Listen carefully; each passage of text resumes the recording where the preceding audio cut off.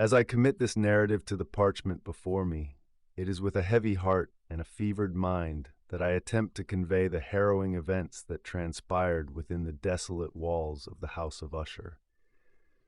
My pen trembles as I delve into the abyss of memory, for what transpired in those ominous chambers was beyond the scope of reason and sanity.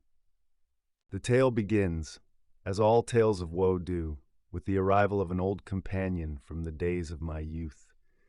His presence, unbidden and unexpected, brought with it a torrent of conflicting emotions. A mixture of joy and dread welled up within me as I welcomed him into the somber embrace of the ancestral home. Little did he know the curse that clung to the very stones of the edifice, a curse that had plagued the Usher bloodline for generations. The specter of malaise and melancholy, a perennial companion to my tortured soul, had long cast its pallor over the House of Usher. The mansion itself seemed a living, breathing entity, an extension of my own tortured psyche. The time-worn tapestries whispered ancient secrets, and the portraits lining the walls gazed down with eyes that mirrored the madness that coursed through my veins. My friend, though oblivious to the dark forces at play, soon found himself ensnared in the web of despair that clung to the very air. The oppressive atmosphere weighed upon him, and his mirthful countenance withered like a fragile blossom in the grip of an unrelenting frost. I, in my infinite wisdom or madness, confided in him the ominous forebodings that gnawed at the edges of my consciousness. The curse, you see, was not merely a fanciful superstition, but a palpable force, an insidious influence that permeated the very foundation of the House of Usher. The time-worn stones exhaled a miasma of ancient sorrow, and the air itself seemed to vibrate with the anguished cries of my forebears. The mansion, a living testament to the sins of the past, hungered for redemption or retribution. The ancestral malady, a congenital affliction that bound the Usher bloodline in a macabre dance with the netherworld, manifested itself in my own tortured existence.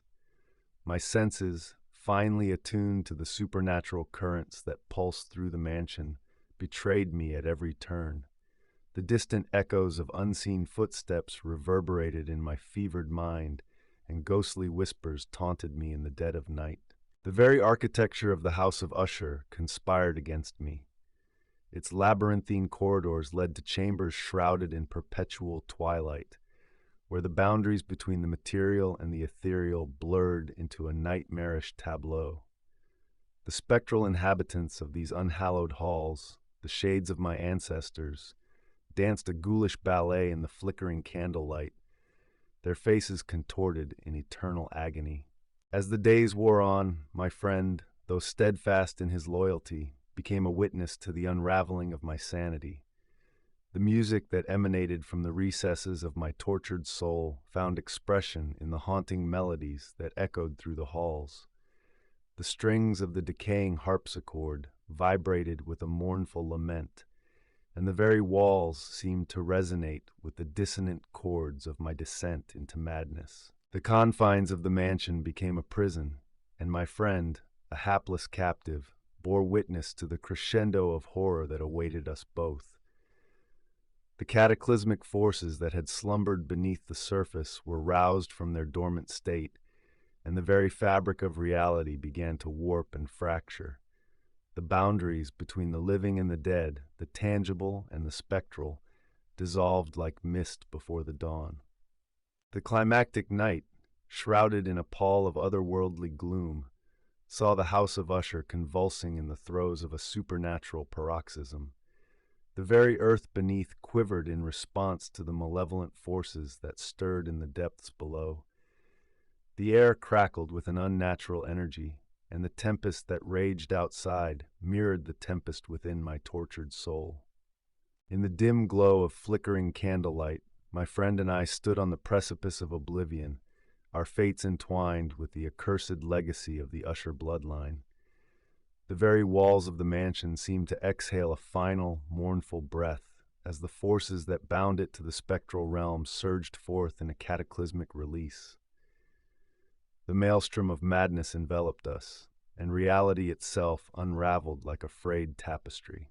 The climax of horror unfolded with a surreal intensity that defies the feeble constraints of mortal language.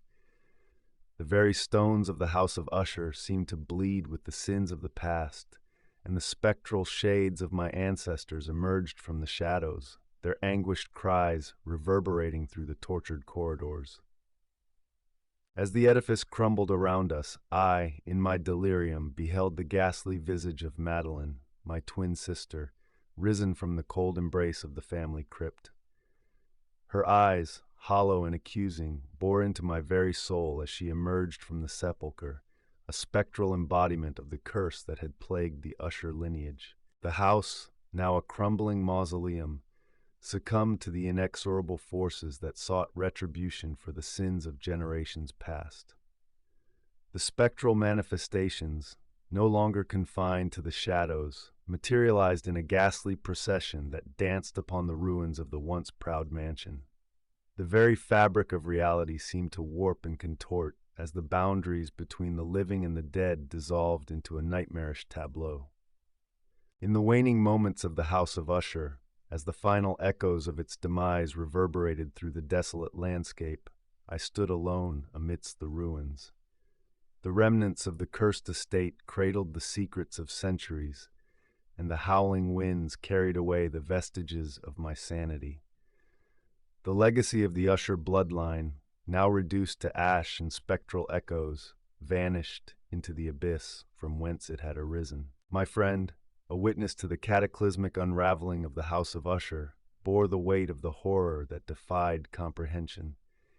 As the last ember of the once mighty mansion flickered and died, he emerged from the shadows, a survivor marked by the indelible stain of the supernatural maelstrom.